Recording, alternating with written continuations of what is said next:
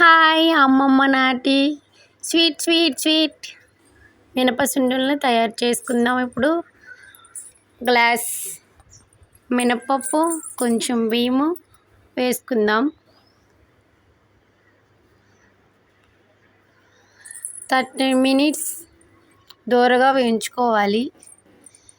చిన్నగా తిప్పుకుంటూ చిన్నగా దోరగా వేయించుకోవాలి. నెమ్మదిగా సిమ్లో పెట్టి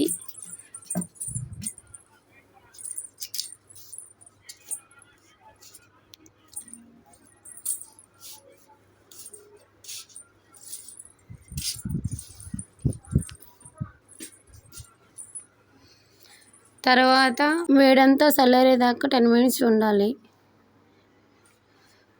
మిక్సీ జార్లో వేసుకొని వీలైనంత వరకు మెత్తగా వేయించుకోవాలి.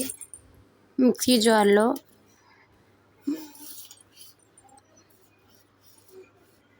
ఒక కప్పుకి 1.5 కప్పు బెల్లం వేయాలి. అలా బాల్ వచ్చేసింది. బెల్లము బాగా మెత్తగా నలుపుకొని గట్టిగా మెత్తగా చేసుకొని, లేకపోతే అలా రాకపోతే మిక్సీ జార్లో వేసుకోండి. మెత్తగా సాఫ్టీగా బాగా చూడడానికైనా, చేతికి పెట్టుకోవడానికైనా, నలుపుకోవడానికైనా బాగా వచ్చింది. బెల్లం బాగా కలిసిపోయింది అన్నమాట.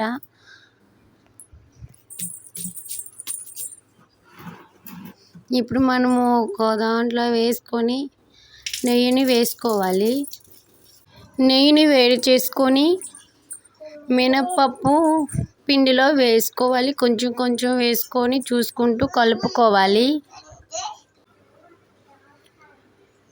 బాగా నీట్గా కలుపుకున్న తర్వాత కలుపుతుంటే చాలా టేస్టీగా సువాసన సూపర్ వచ్చింది. బాగా కలుపుకొని కిందది బాగా పైకి వచ్చేటట్టు కలుపుకొని నీట్గా అలా మిశ్రమాన్ని అలా తయారు చేసుకోవాలి. చూడండి, పిడికిడితో ఇలా ఒత్తితే బాగా ముద్దలాగా కనిపించింది. ఇలా చిన్నగా అరచేయిలో వేసుకొని మెత్తగా నిదానంగా ముద్దలా చేసుకోవాలి.